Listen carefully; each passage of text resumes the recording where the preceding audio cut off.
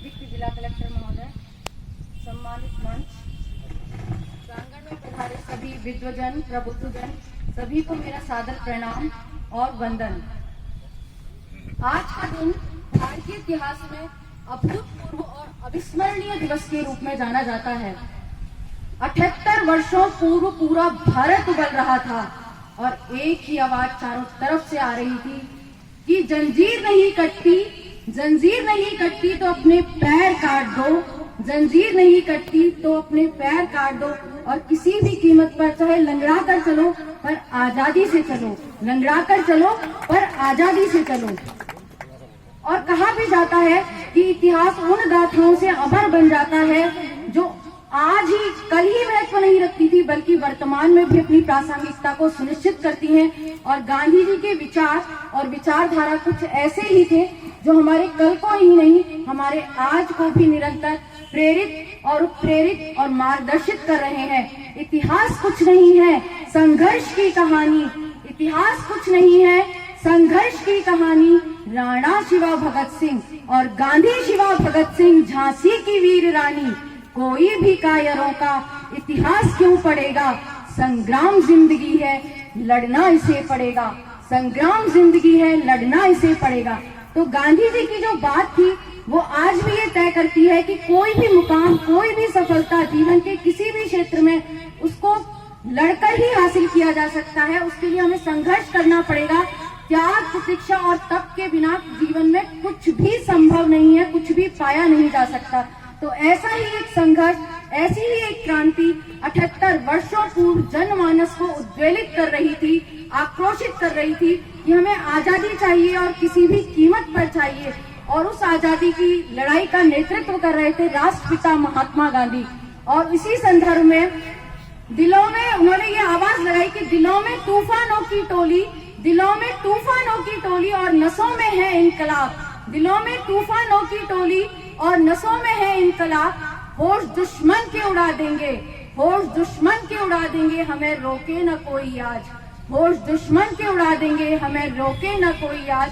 और ऐसी ही भावना के साथ 8 अगस्त 1942 को ग्वालियर के, मुंबई के ग्वालियर टैंक मैदान में अगस्त प्रस्ताव या भारत छोड़ो आंदोलन का जो प्रस्ताव था वो पारित किया गया। और इसी प्रस्ताव के दौरान गांधी जी ने कहा कि मैं आप सबको एक मंत्र देने जा रहा हूँ और वह मंत्र आपके रोम रोम से प्रस्फुटित होना चाहिए। उस मंत्र की अभिव्यक्ति आपकी हर सांस से होनी चाहिए। और उस मंत्र, वह मंत्र छोटा है लेकिन बड़ा ही चमत्कारी है और उस मंत्र का नाम है करो या मरो। यानी कि आज या तो हम अपनी स्वतंत्रता को लेकर रहेंगे या फिर इस प्रयास में अपना सर्वस्व न्यौछावर कर देंगे। और इसी कड़ी में जब ब्रिटिश शासन को ये लगने लगा कि अब भारत जो जनमानस है वो बहुत उद्वेलित हो चुका है और उनके वेग को रोका नहीं जा सकता, तो ब्रिटिश सरकार ने ये चाल चली कि 8 अगस्त को रात को 12 बजे ऑपरेशन जीरो आवर चलाया और इसके अंतर्गत सारे जितने भी बड़े नेता थे उन सबको गिरफ्तार कर लिया गया। और इसके पीछे ब्रिटिश सरकार का मात्र यही उद्देश्य था कि किसी भी तरह भारतीय मनोबल को तोड़ दिया जाए और जो आंदोलन है वो उसमें बिखराव पैदा हो जाए। लेकिन जब क्रांति की आग जल पड़ती है तो उसको रोक पाना नामुमकिन होता है। अब जो क्रांति थी वो किसी नेतृत्व की मोहताज नहीं थी। अब जनमानस अंदर से उबला पड़ा था तो उसको किसी नेतृत्व की जरूरत नहीं थी। हर व्यक्ति अब क्रांति का नेतृत्व कर रहा था क्योंकि महात्मा गांधी को आगा खां पैलेस में बंद कर दिया गया था और जितने भी बड़े नेता थे उन सबको किसी न किसी जगह पर नजरबंद और गिरफ्तार कर लिया गया था। लेकिन ऐसे समय में 9 अगस्त 1942 को अरुणा असफ अली के द्वारा ग्वालियर टैंक मैदान में तिरंगा लहराया गया और क्रांति का आगाज किया गया। इस क्रांति में न केवल बच्चे, बूढ़े, जवान अपितु महिलाओं ने अपनी सहभागिता सुनिश्चित की और पूरा जनमानस सड़कों पर उतर आया। तो क्रांति के ऐसे वेग को रोक पाना बहुत ही मुश्किल था। और सबसे महत्वपूर्ण बात इस क्रांति की यह थी कि इस क्रांति के दौरान बहुत सारी समानांतर सरकारों की स्थापना की गई जिससे कि जनता का उत्साह दुगना हो गया। यद्यपि क्रांति अपने तात्कालिक उद्देश्यों की दृष्टि से सफल न हो सकी थी, लेकिन इस क्रांति ने इस परिपक्वता को तय कर दिया कि अब ब्रिटिश शासन के केवल कुछ ही दिन भारत में रह गए हैं और बहुत समय तक भारत की स्वतंत्रता को अब टाला नहीं जा सकता था। तो इसी क्रम में मैं ये बताना चाहती हूँ कि गांधी जी के ये विचार केवल इसी समय, पुराने समय में नहीं बल्कि वर्तमान में भी बहुत ही प्रासंगिक है हमारे लिए। उनकी विचारधारा वो ये भी सिखाती है हमें कि कोई भी संघर्ष, कोई भी सफलता जब हम प्राप्त करते हैं तो उससे पहले हमें एक ना किसी पीड़ा से या पतन से गुजरना पड़ता है। जैसे कि हम कहते हैं कि ऋतु बसंत आने से पहले पतझड़ हो जाती है, नव शिशु को पाने से पहले माँ पीड़ा पाती है, नए भवन के लिए पुराने खंडहर ढाए जाते, ढाए खंडहर की छाती पर नए उठाए जाते, चंद्रगुप्त चाणक्य बदलते इसी तरह इतिहास, मूर्धन्यो जागो औरों से रही न कोई आस।